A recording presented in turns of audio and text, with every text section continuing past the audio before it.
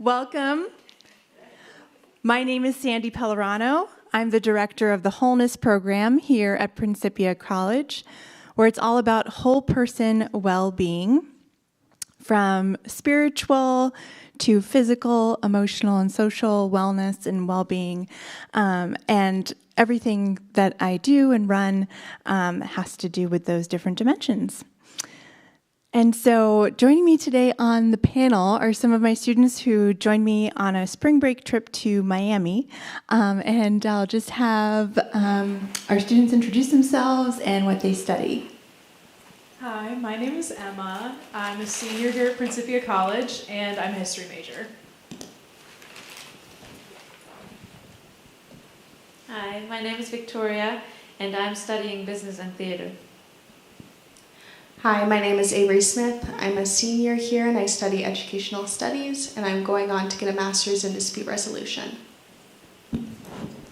Hi, my name is Vincent and I study biology and business here at Principia. I'm Maria and I'm a global studies and educational studies major, and I have minors in religion and sociology. My name is Saranya. I major in sustainability economics and study arts. Wonderful. So you see just so much diversity even on this panel. And I know you heard me say that I took a group of students on spring break to Miami. I assure you no pina coladas were involved. And we had a very atypical trip to Miami Beach. And why Miami? And how did we learn about happiness in Miami? Well, I'll tell you, we went to a very special conference, the World Happiness Summit, also known as WHASU. It was established a couple of years ago by Karen Guggenheim, and it brings together all of the leading experts in the world on happiness studies and well-being science, and really brings together theory to the practical application of how do you apply happiness as a skill in your life. And I actually first attended WHASU back in 2019, and it totally changed my life. And so I really wanted to share that ripple effect with some of the students here at Principia. And really, really cool is that Forbes recognized WHASU as one of the top 5 leadership conferences in the world. And so this was just a really, really special opportunity. And so, because it was such a privilege and a sought-after event, I advertised it in the fall. And I just want to also say here that I am so, so grateful to the Academic Dean's Office, Dr. Megan Madden, and Ashley Grindstaff's support in putting together a proposal, to Joy Fowler for the idea of where to find some funding for this. I have a number of people to thank. But I put together the advertising for this event, and I did have some interest generated on campus. There were about 20 students who showed interest in applying. I had about a dozen applications in the end, and I was really looking for students with academic excellence who had demonstrated leadership on campus, and who were really, really interested in giving back to the community, and also bringing well-being science into both their studies and their career. And so that's how I wound up with these wonderful students on stage with me. I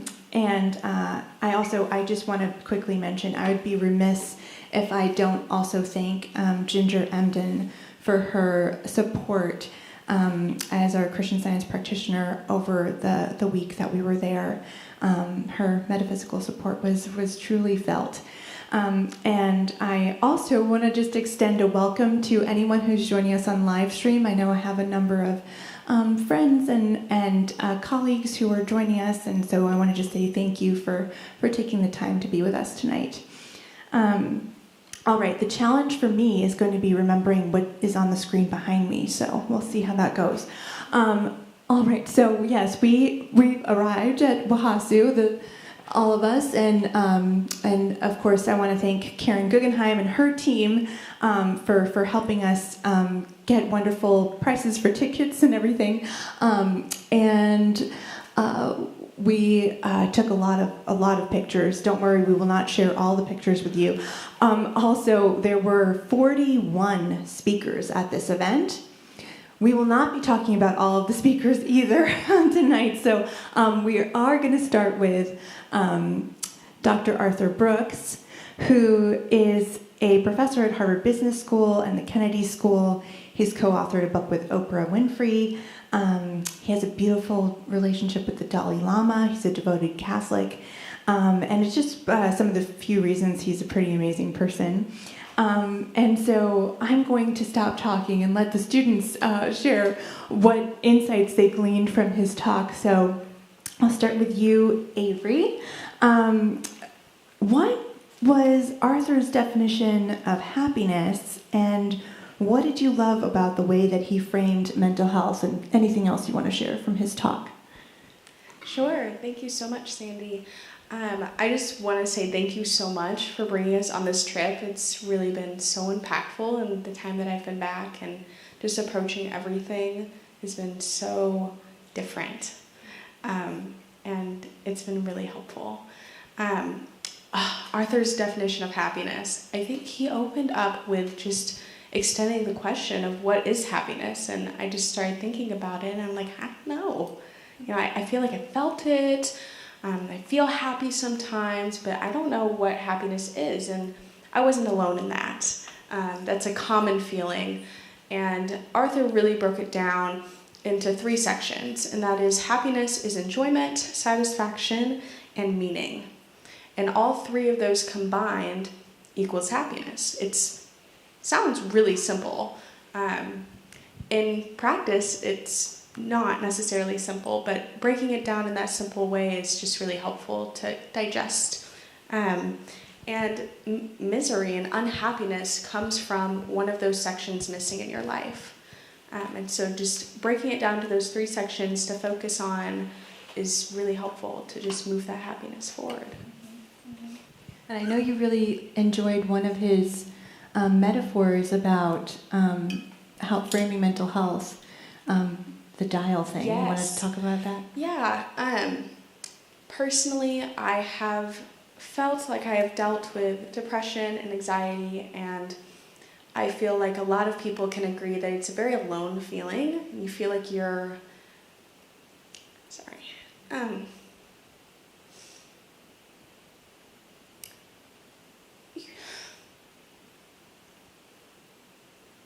You feel like you're alone, and you're not. Everyone goes through it. It's just,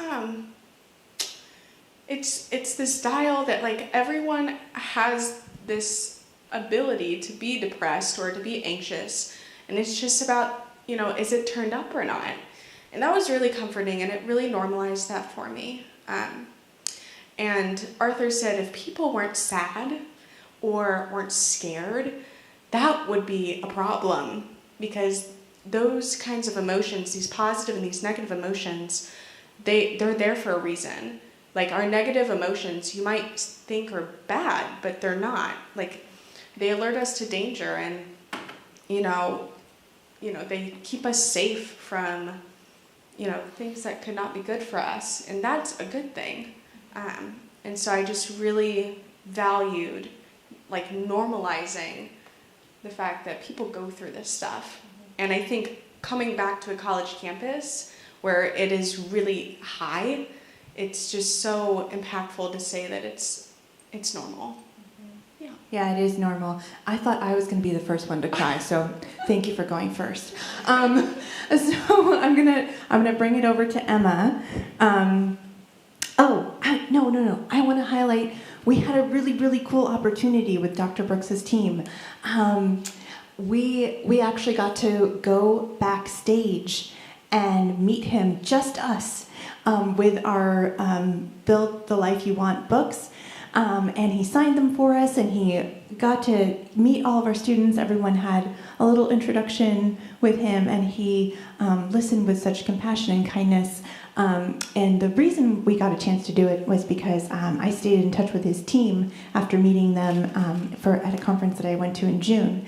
And I also brought his curriculum to campus with the CNC that I did. And so there's just really, really fun opportunity. So that was one of the beautiful demonstrations of God being with us on this trip. And then I'll bring it over to you, Emma. I know it's really important to realize the full spectrum of human emotion, but he also brought up something else that doesn't seem related to happiness at all. He brought up boredom. Emma, can you explain that one to us? Yeah, so Arthur embraced the idea of hemispheric lateralization of the brain, so sectioning the brain into the left and the right. And so the left hemisphere is in charge of things like logic and analysis, and the right side of the brain is in charge of things like creativity and imagination, and allows yourself to ask those big questions. So in order for the right side of your brain to be activated, you actually need boredom. You need to allow yourself that space free of distraction. And in the society, all of us are very distracted with social media and a variety of other things. But allowing yourself to be bored is actually where your brain really flourishes. You're able to access both the logic, but then also those larger life questions, and it helps with your intellectual well-being. So. Yeah, beautifully said. Thank you, Emma. We're going to have you teaching here soon, I guess. So the concept of boredom, I think it resonated with the whole group. I mean, we all decided to put our phones away during meal times for a lot of the rest of the trip. And there was one speaker in particular who I feel really embodied this concept of boredom, because he sort of came on stage with like a t-shirt and no slides. And he stood in the middle of the stage with his arms crossed, and he was looking down. And his name was Dr. Fred Luskin, out of Stanford. He is a well-known expert in the power of forgiveness. And I am going to bring that over to Rania, because I know you really loved his talk. So if you want to share about Fred's. Yes, I did. Yeah. Thank you. He talked about how happiness is wanting what we have, and can therefore only be present in the present. It has to happen in the present. He talked about contemplating and meditative practices, and I mean quiet time for yourself, but also meditation or even a prayer can be such a time.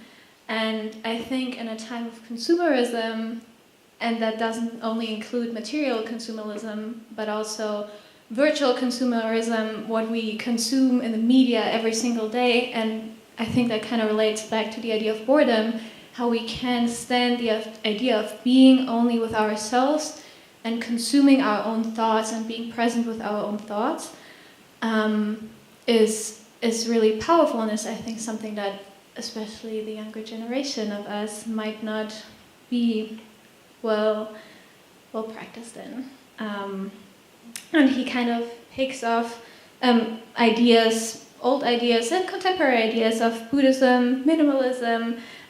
What resonated with me very much, and I think that also relates back to Avery, is the idea that life includes suffering. It's a very Buddhist idea. Life is suffering, and the suffering comes from desire to want more.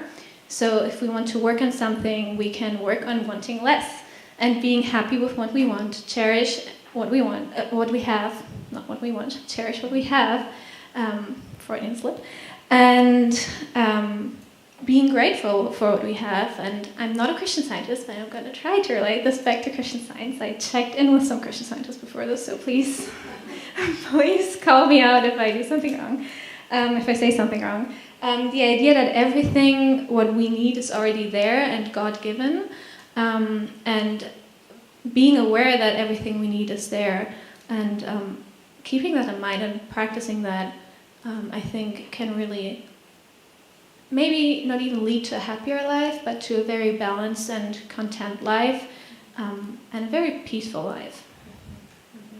Yeah, and you know, one statement that he said that was very simple and very powerful was that happiness is wanting what you have, and stress is anything else.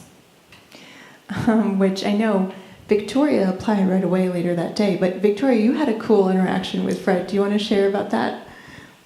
Yeah, so I think we might have gone to lunch that day, or maybe the day was finished and we were leaving, but as we were down in the lobby of the building, we ran into Fred and we got to have a little moment with him and talk with him for a few minutes. And I just shared with him that I really liked his talk and I found it inspiring. And as he was talking to us, I really noticed that his eyes just were so full of kindness and presence. And I think that's a very beautiful thing. And I don't see that in a lot of people. But I don't know if you guys can relate, but sometimes you see someone and just their eyes are super special. And they just radiance a presence and a kindness that is rare to see. And so I told him that. And then I don't know if this is on the, this is on the photo. So he kind of put his hand on my shoulder after I said that to him, and that was just a really beautiful moment. Yeah, it was almost it looked like a grandfather with a granddaughter. I mean, it really was that special. And I think he was really touched by your words too. So that was so cool to watch. Actually, people that weren't in our group were taking pictures of this moment. Just so powerful.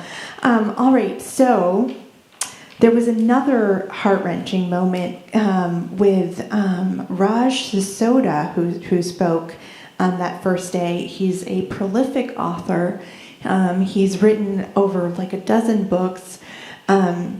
And he weaves in concepts of healing and organizational leadership into his work. And I know, Maria, you really enjoyed his talk. So if you want to share some of the things he talked about. Yes, absolutely. And there was so much I really liked about him. And I feel like he was just very relatable to a lot of people because he was focusing on the fact that we all go through things and that everybody has their kind of like their baggage that they more or less carry with them, and that it's easy to focus on just like our own experience and kind of dwell on this like, whatever happened to us at some point in our lives. And again, like here I really want to highlight that doesn't mean that in some cases we are just victims, and that is true and that is an okay feeling too. But I think what he really highlighted for me was like the way we choose to handle that, and if we decide to kind of dwell on that and decide to stay in that kind of stage of like being the victim, which again we are in some cases, but then developing that kind of mindset of like, but we are also learners and we are also heroes for still going every day, and like regardless of what had happened at some point in our lives. And I think that was very impactful, and he shared some really personal things about his experience. So I think he was just very vulnerable, and that made him relatable in a lot of different ways. And then also he highlighted that he had a former career as an economic professor. So I really, really like that idea, because he shared that he was an economic professor for about 20 years. And he basically, like, the gist of it was that he hated it because he was promoting something that stood for so much bad, like what Ronja was talking about consumerism and really promoting things that we don't need. And we are in a culture that is becoming more and more like that. And yes, again, then there are people who don't want to be a part of that, but it's promoted through the media, through schools, and he was teaching it.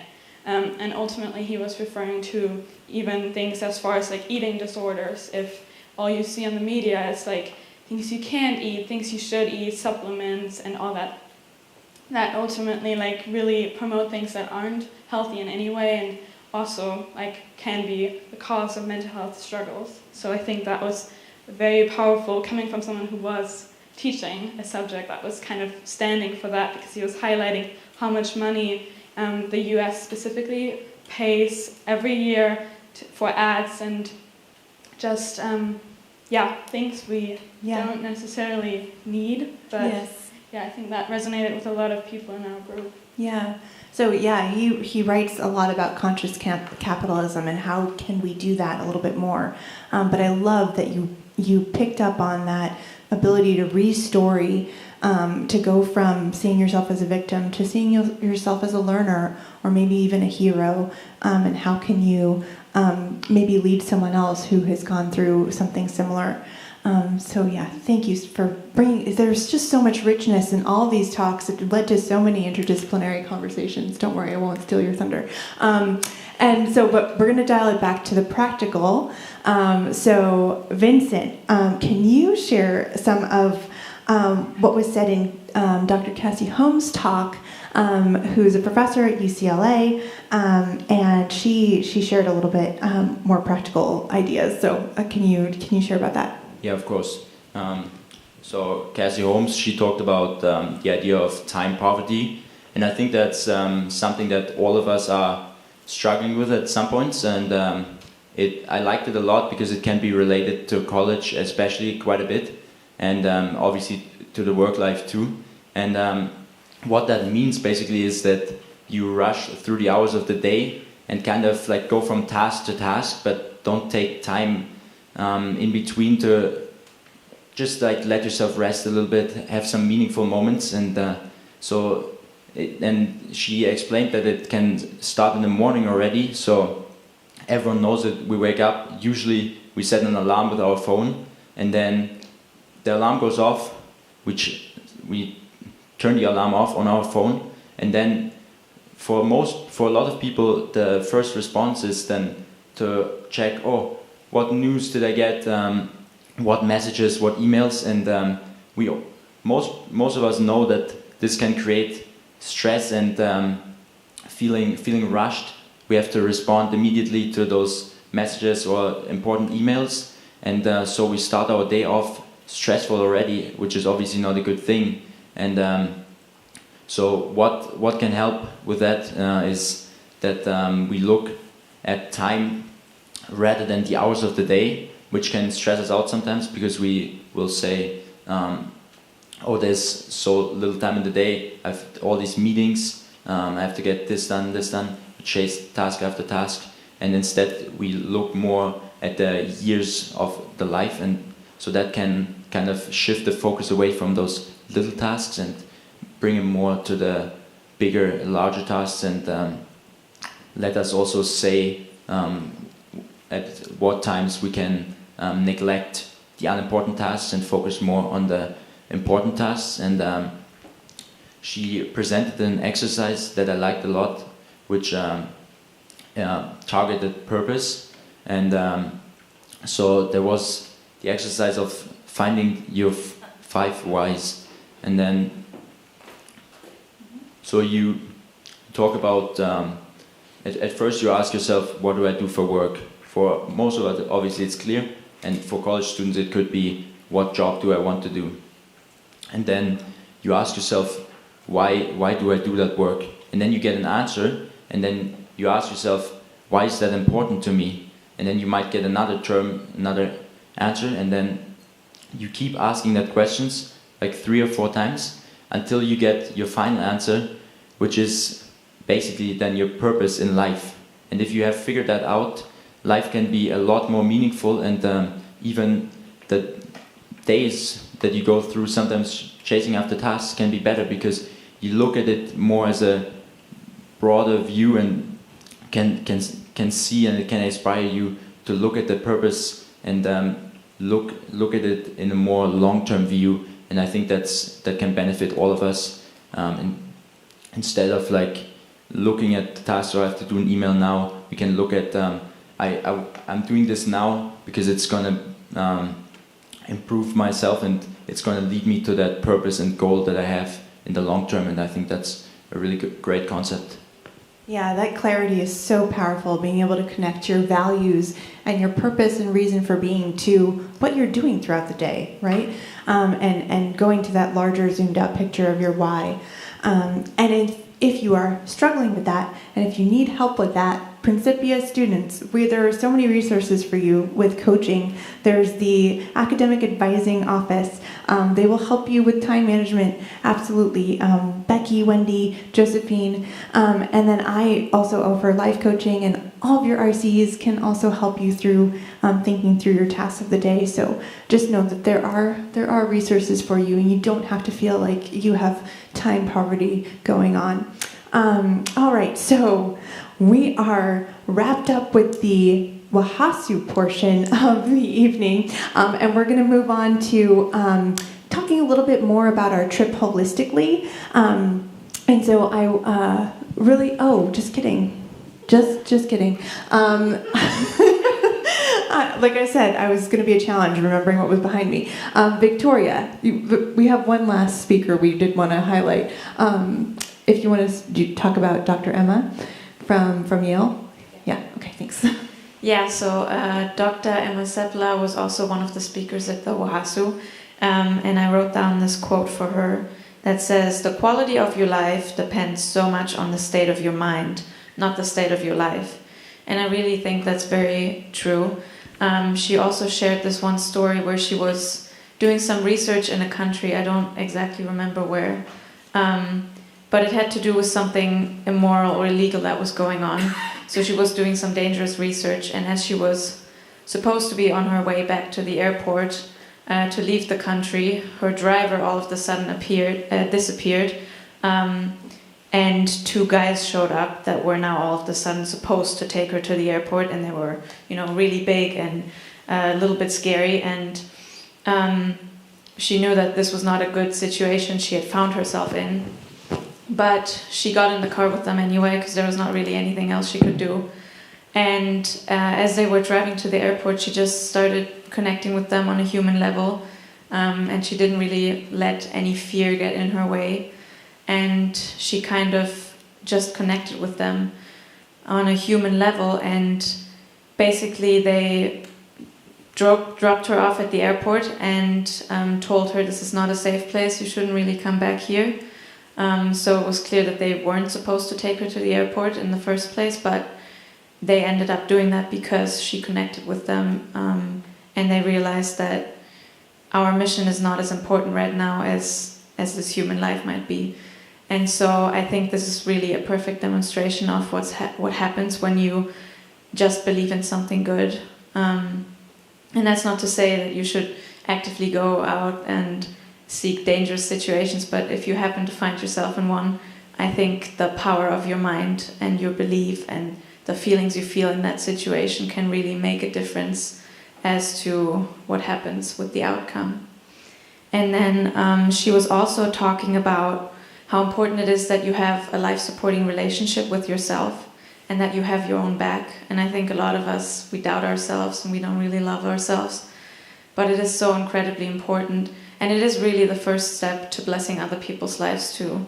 Because if you really love yourself and if you kind of find peace within your own life and yourself, then I think you can show up better for others and you can really take actions to bless other people.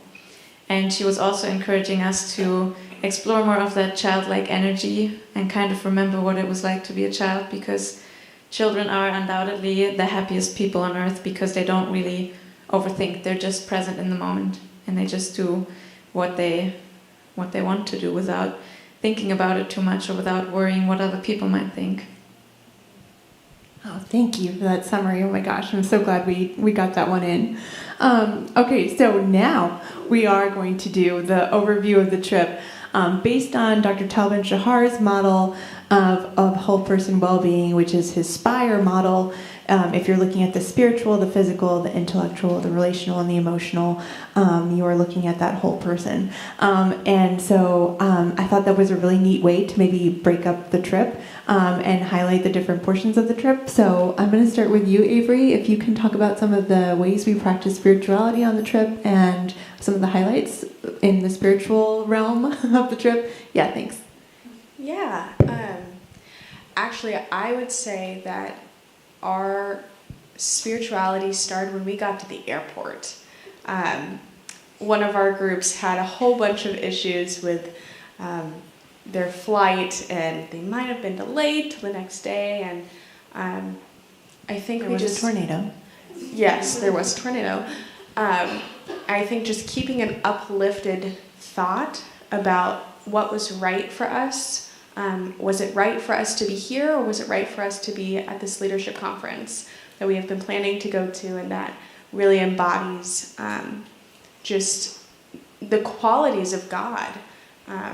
And it was right for us to be there, and it all got worked out, and Sandy kept her cool. She was great. She was in Miami at this time, and so it was really helpful to have her on the phone, I'm sure. And for the other group, I was not in the group with the plane situation. Very grateful. I will say, with all of the issues in the media with all the planes, I was really nervous. So I had miscellaneous writings with me on the trip, and I read it all the way there. I couldn't look up from it, and so that was a big spiritual moment for me. And just being able to be present with God in that moment really helped me. In terms of spirituality across the whole trip, I mean, we listened to the lesson every morning and the daily lift, and it really helped set the tone for the day. And in the car on the way over. Yes, in the car in the crazy Miami traffic. Yeah, it was so helpful. And I'm just going to do that every day. It's so nice. Yeah, so we also, like Sandy mentioned, we put our phones away for dinner, but we also did grace before dinner, and we shared really inspiring spiritual insights. I mean, it just came up. We're at a spiritual school. It's what we talk about. But we also went to the CSO building. So University of, Coral Gables in Miami. This town was founded by a Christian scientist, and University of Miami was also founded by the same Christian scientist. Yeah, and so this is a whole college, big college, founded by a Christian scientist, and somewhere down, I don't know the full history of it, but somewhere down the line, a CSO building was put on that campus, and it is the only CSO in the world that actually owns their CSO building. And I thought that was pretty impactful.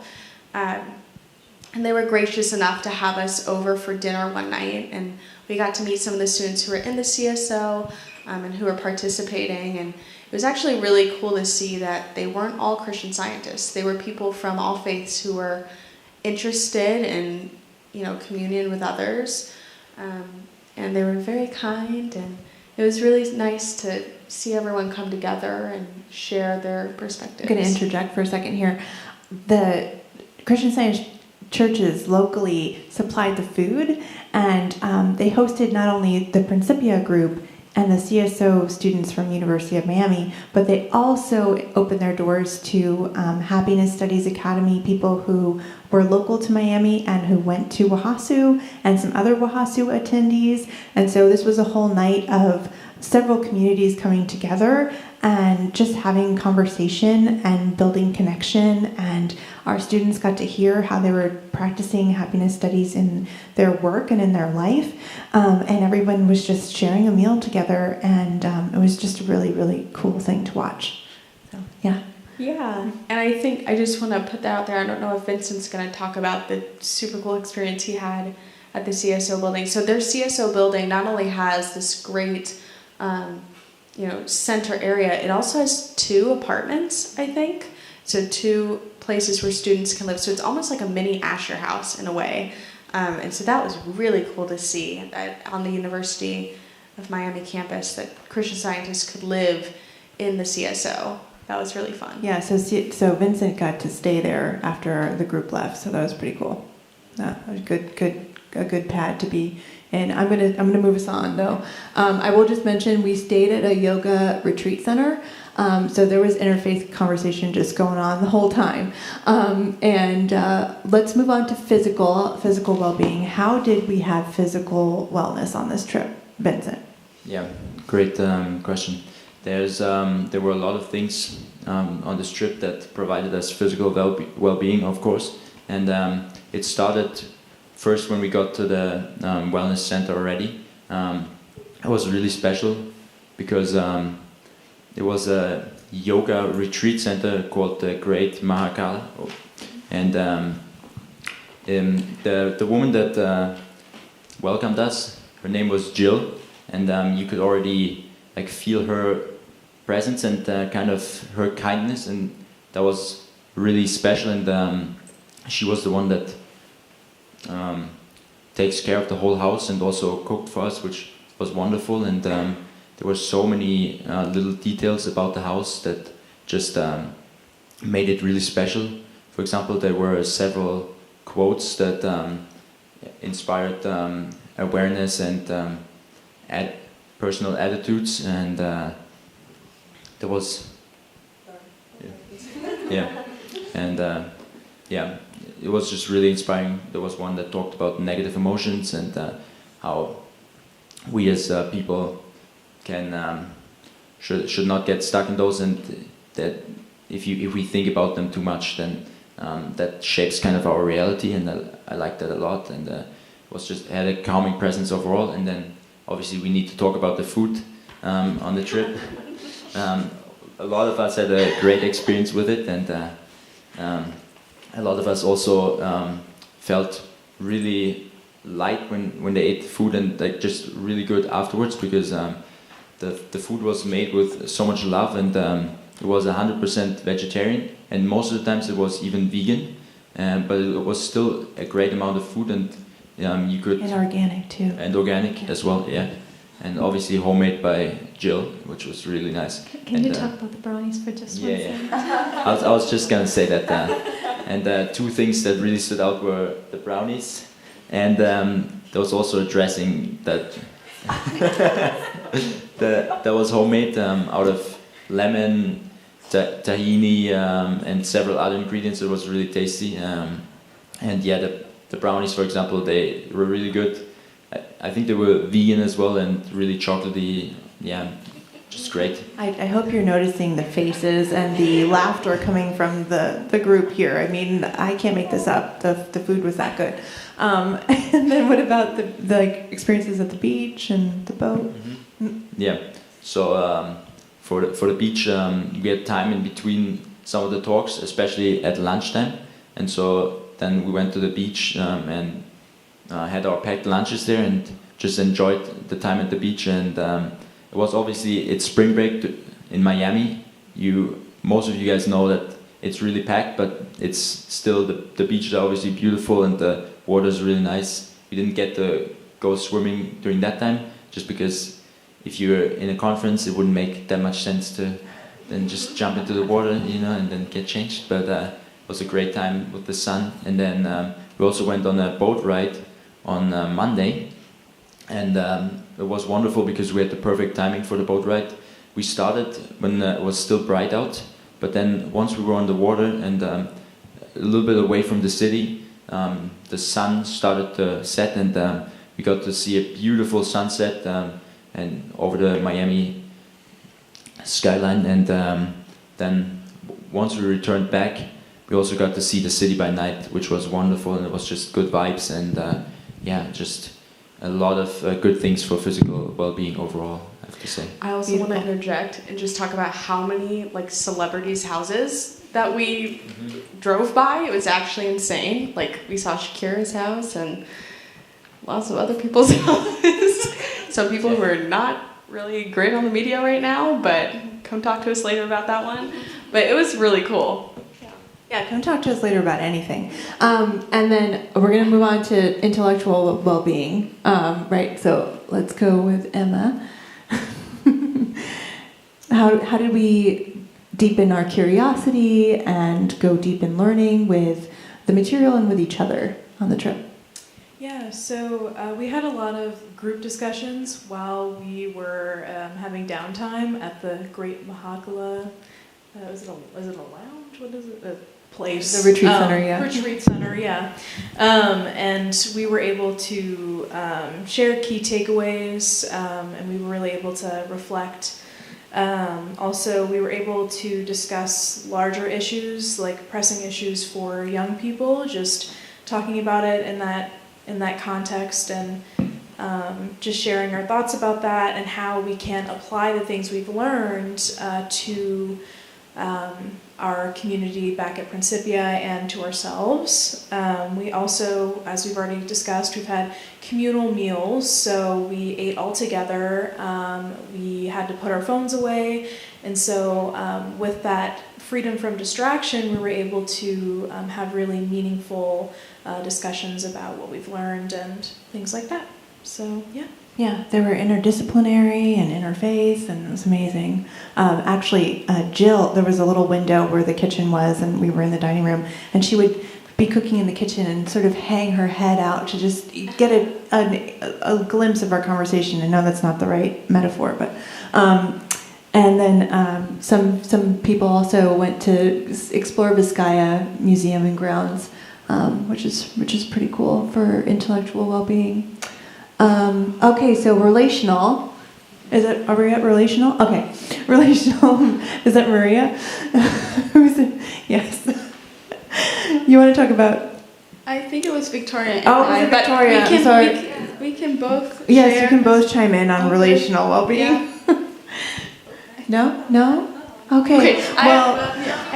Well, if you haven't already seen, we had a lot of bonding on this trip, and a lot of really impactful discussions. Avery already touched on the travel stories, and our times of discussion in the garden at the retreat center. So yeah, there was a lot of relational well-being on the trip. We'll move on to emotional though, unless you want to say anything else about it? No?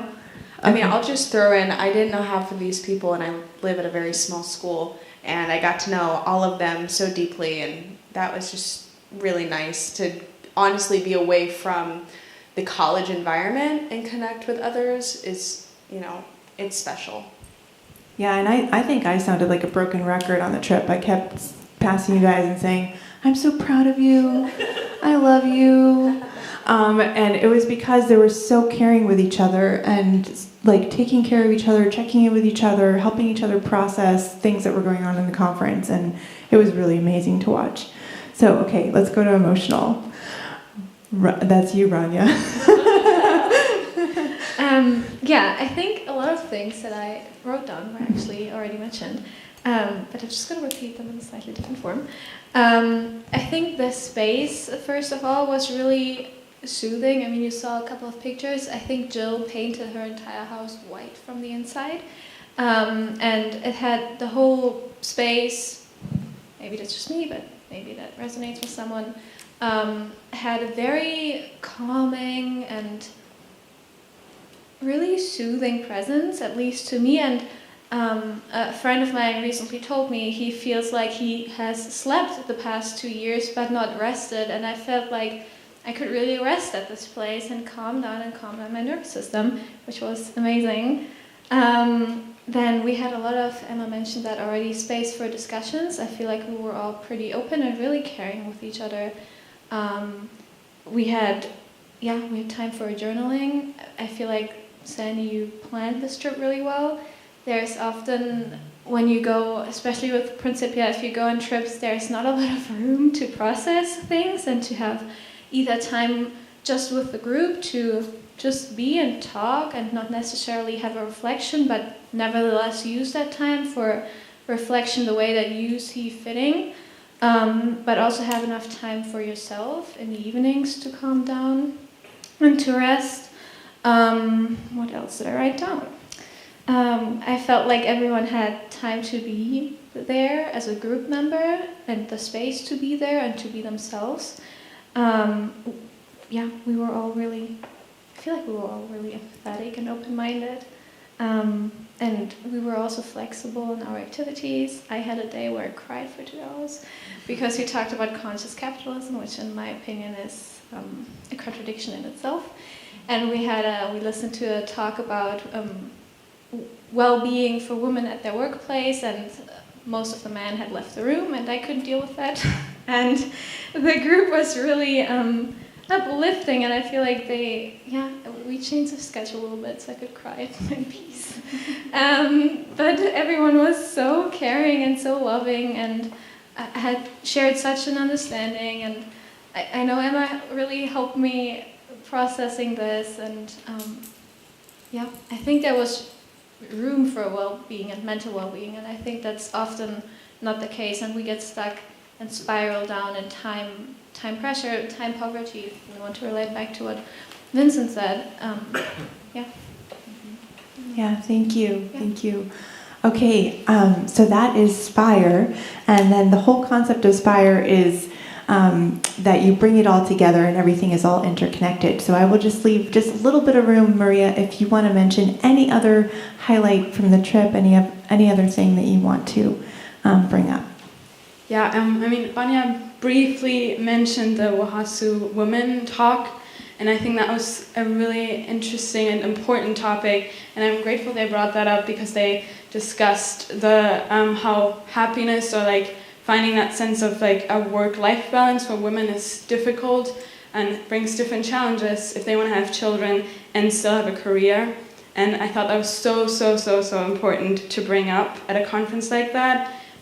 So I think that's an important point to bring up and really mention that those challenges need to be addressed more, and everybody needs to listen, not just women, for change to actually take place and for women to have the space to be able to choose and still have both, or either or neither, depending on what they want, but not feel like they can't have children because they want to have a certain career, or kind of have to like have children and then go right back into work because they also want that career, and like trying to have more of an open space to talk about these things and dig deeper into topics that aren't discussed, especially in the workforce where you're often expected to kind of have it all figured out and just kind of function, even though we all, like I said earlier, like what I was thinking about, like we all have our things going on.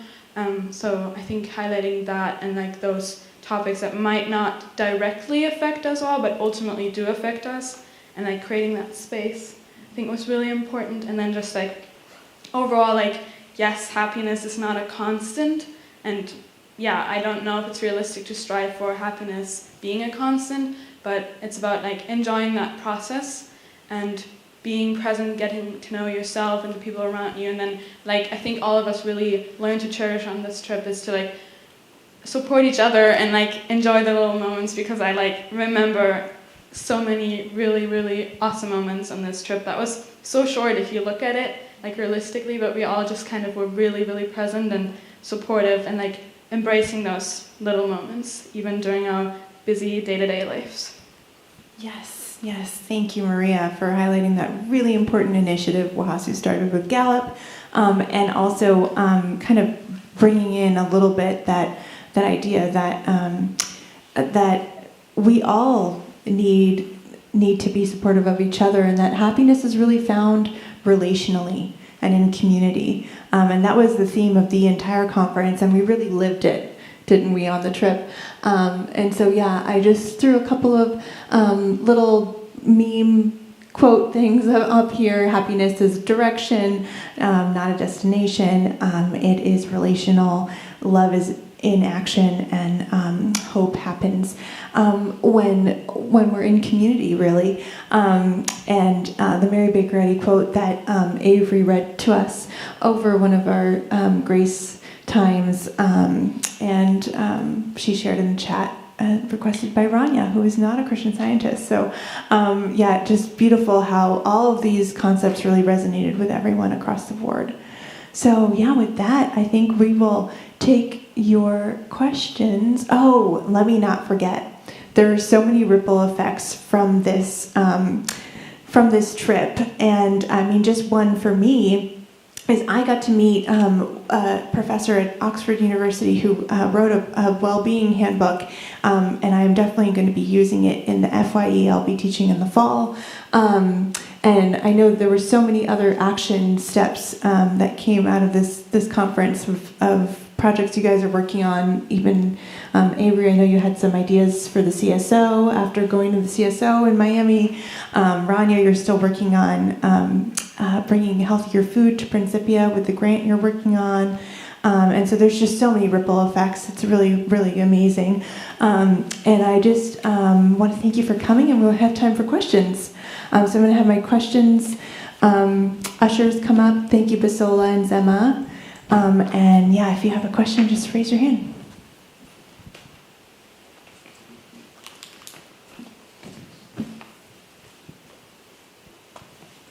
Or comments.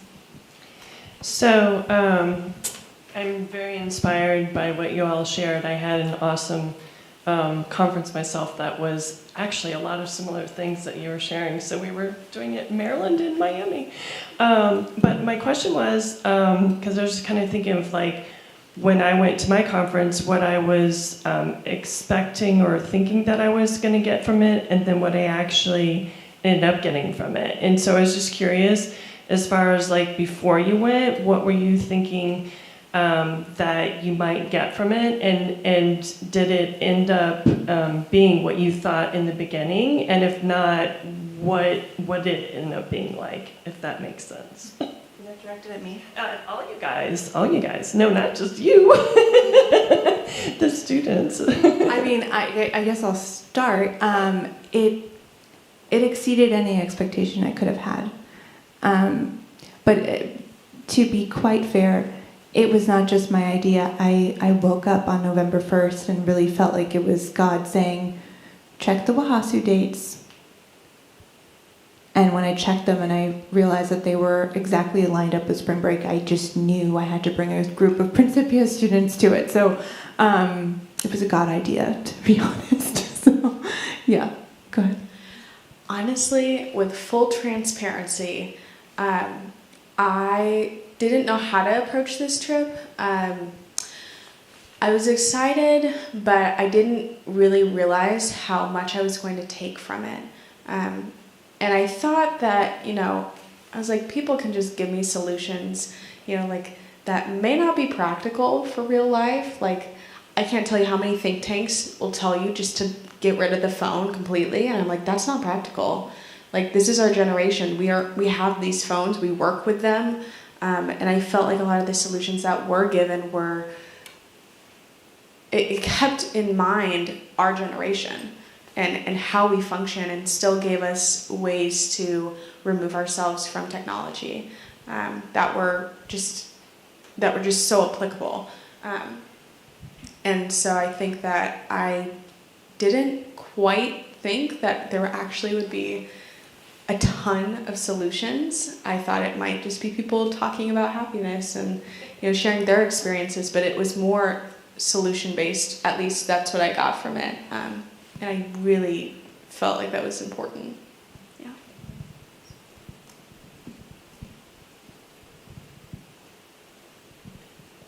Okay, for me, I think I have to look at this trip through two different lenses, or at two different levels.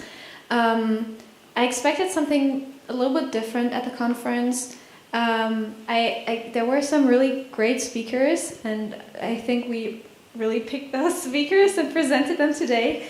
I missed a little bit more systemic solutions or approaches, because we looked at what the individual can do, but there's a reason why depression is on the rise and why anxiety is on the rise. And I personally, with my political orientation, would say that is capitalism, and it is the issue that the current economic system is failing our generation, and we're on our phones, we're numbing ourselves, we don't know how to afford a house in the future. A lot of women are divided between career and having children, and they have no idea, because you need to work full-time to afford basic living standards, how they're going to do it all. But it is expected that you do it all and that you look great and go to the gym at the same time. So I wish we would have looked more at the entire bigger picture. But then, of course, it is important to realize that a system is much more difficult to change, right, than how we reacted. And having those small ideas, and I feel like all the presenters had really presented what had worked for them. Having those different ideas and different perspectives really helped that you could, and I feel like that each of us could pick something that resonated with themselves and incorporate that in our everyday lives. And then relationally, the trip, I think, exceeded everything. I was a little bit worried. I didn't know many people. I knew Maria well before that, but no one else. And sometimes in groups I get a little bit lonely, and I feel lonely, but that was not the case. And I think putting our phones away and having time and space, and I think that gets lost very often between homework, extracurricular activities, having time and space for relationships and for conversations, I think showed me or reassured me that you can connect with so many different people, and it doesn't matter if they necessarily share your view if you just be with them, like really, does that make sense? Really be with them in the moment and talk to that person. Yeah, not that that was a new thing to me, but it kind of, yeah. Thank you, Rania. Victoria, Were you going to share too, or no? Okay.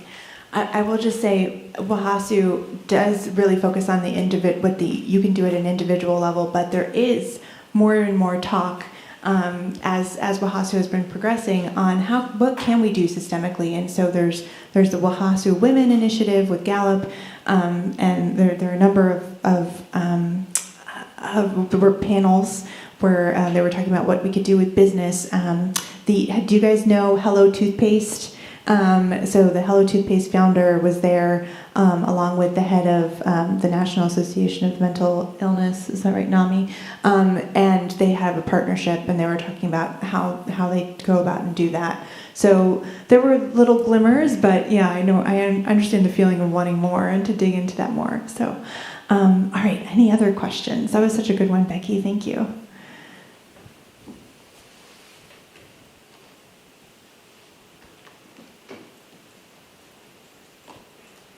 Don't throw me a curveball, Mom. Okay.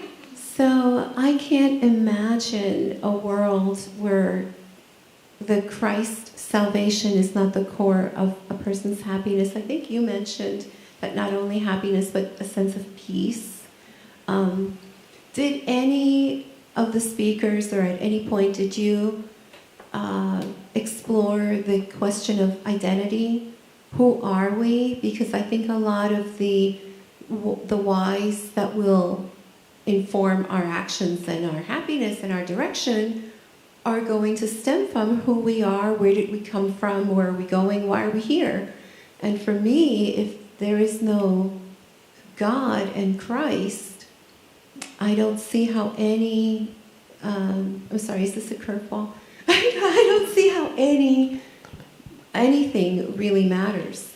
So was there any conversation at Karen's Summit about a Christ identity or a spiritual identity?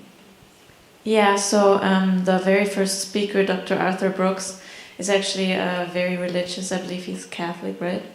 And he was sharing in one of his slides that the question of, well, it's not about like getting the answer, but simply asking the questions, like of why we're here, and like pondering those questions rather than actually needing to have the answers to it. And I really do think that's true, because in the end, I don't think we'll ever know the answer really, but we can wonder about it. And I personally think it gives you a greater sense of purpose if you wonder what's out there and why might I be here and who or what might have created me. I think it gives you a sense of purpose, and for me it definitely guides my life. And I don't really necessarily believe specifically in one particular God or something like that, but I think that there's a being out there, and that there's a reason that we are here. And I think questioning that and kind of thinking on that kind of gives me a sense of purpose and a sense of joy in life. Mm-hmm. Can I share an atheist perspective on that? Atheism, no God. I don't believe there is a God. I also don't believe that there is a meaning in life, that there is a meaning for life or a meaning for existence.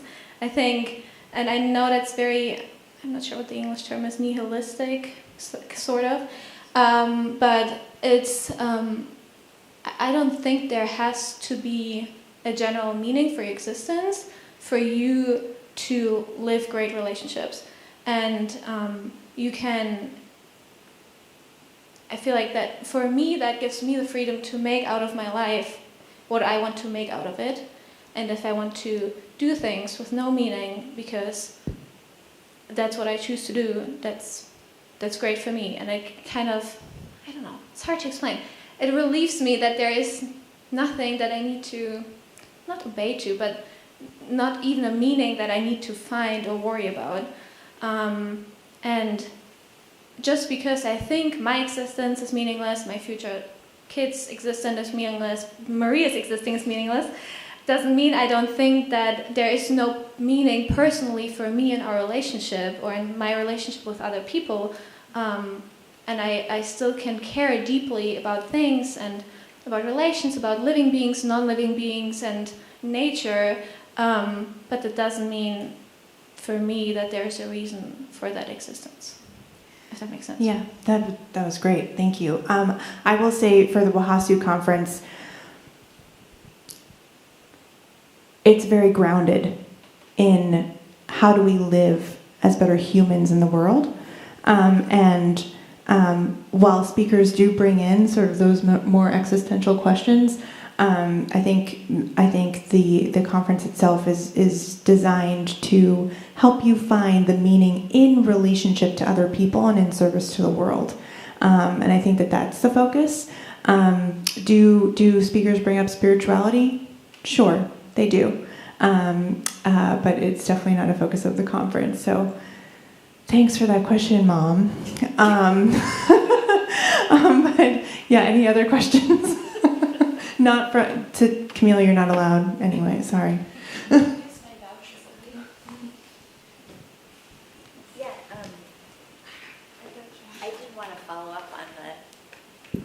I did want to follow up on the question of identity in terms of, was that discussed in terms of the why, in terms of like what my sense of purpose is and asking why and why and why.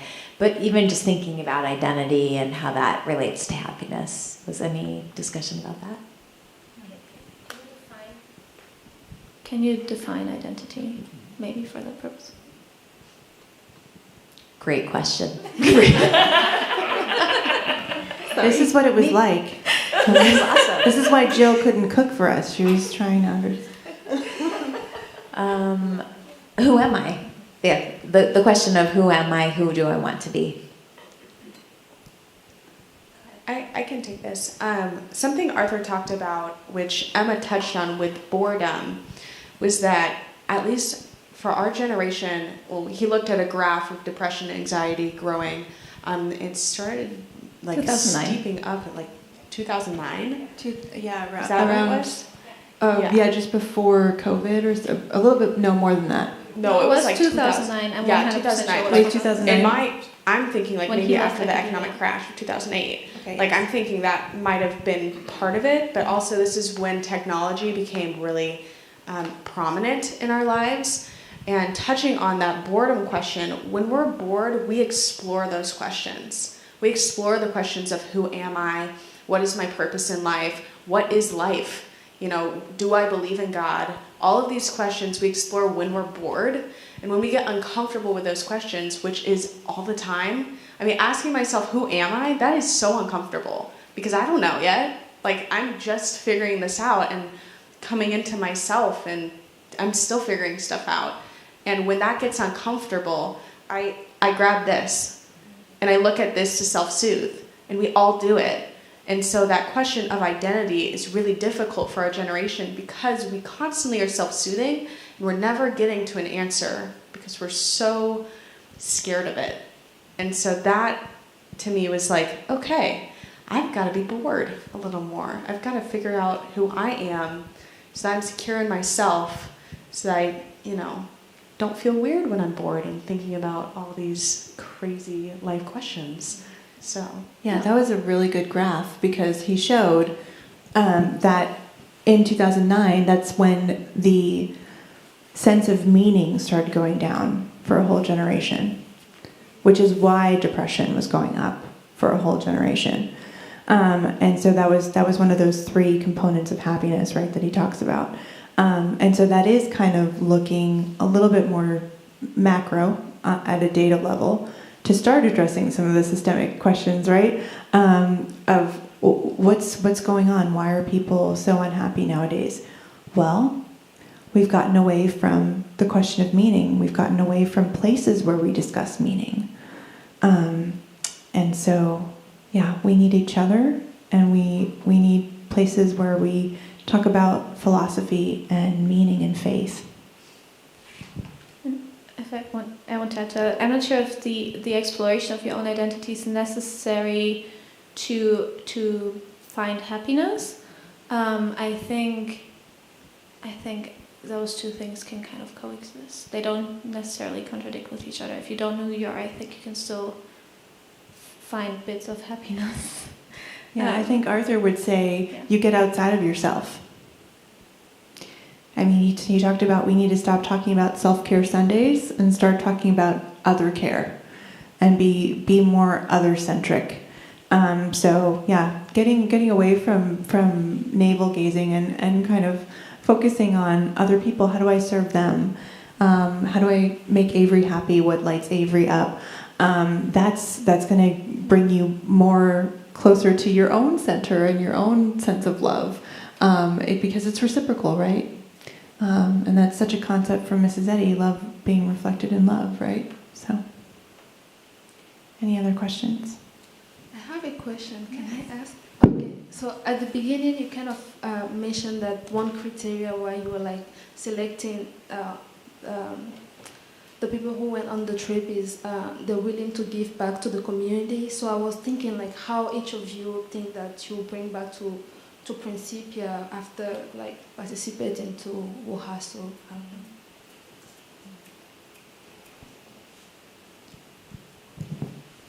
I at least believe that I am happy to talk to anyone. If anyone comes to me, I would love to talk to them about happiness and just about life in general. I would consider myself a really open person. I mean, just with the leadership on campus that I'm involved in, I have these conversations on a daily basis with people, and I know myself, like this past week, everybody I've come across, I've like given them a piece of something that I learned at this conference, and I'm sure I'm like starting to annoy my mom with how much I'm talking about this, because it's like all the time now. But I think that, one, we can work with Sandy to see what else we can do, but just as a basis, like come talk to us. We have so much information up here, like we had like 40-something speakers, like that's a lot of information that we have, and tons of stuff that we didn't even share today because you'd be with us for hours, so. Well, we don't have everyone here, so I'm just thinking, like, do you guys have like a way to reach out to students, or like just because I know Cindy is working with ambassadors, wellness ambassadors, and I just want to know if you guys thinking about working with them, or like, do you have any other plan after the conference? Well, we're live streaming this right now. We're also recording this. So we're in the process of building out a website, so there'll be little clips of this talk, hopefully on there. This talk in and of itself is a way to give back. I mentioned, Avery, you have ideas with the CSO, Ron, you're working on the food thing, and I just, a lot of the people on this panel hold leadership positions on campus. So in that way, but I mean, we definitely could come up with ideas for further impact, but not something we've discussed yet, right? So, yeah. I do know that we have a Wholeness Fair, Yes. which you'll be getting information about soon, and maybe we can talk about incorporating this group into that fair as well, to just kind of have a booth open to come and talk to us. But we'll definitely talk about it. can also say something to that question. I feel like, and then it may even relate back to the identity question. I think more important for happiness is to feel, for people, is to feel accepted and to feel seen as who they are, even if they don't know yet who they are. Often other people know better who they are than themselves, or have different ideas, but see that people's needs are met, and meeting them where they're at, I think is contributing a lot to relational happiness or well-being. I struggle a little bit with the strong term of happiness.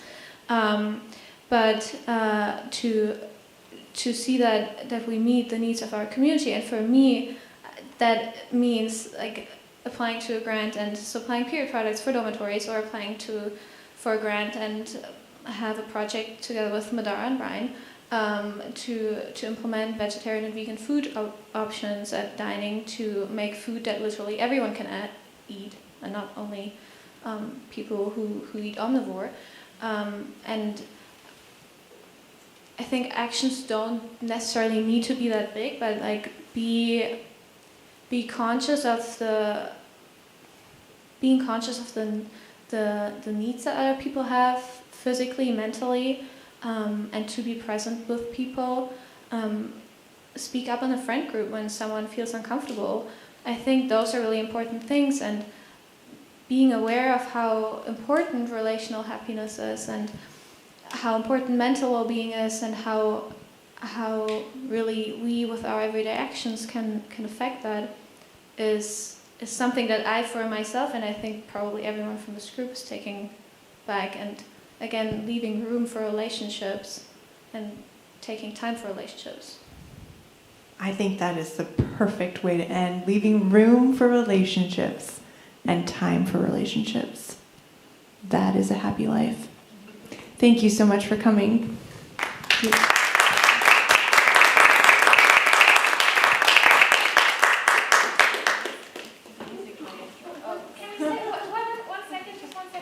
Sorry. We're not organized. We're students in midterm phase. So if you might sign it real quickly. We just wanted to say, can I? Oh, yeah, perfect. Thank you. Sarah is not here today. So thanks to Sarah for being with us on that trip. And then we thank you, Sandy, for organizing the trip and being so, oh no, go ahead. For being so thoughtful, and you picked an amazing group, and I think we had so much fun, and really enjoyed the trip, and we each got something out of it. Yeah, thank you very much.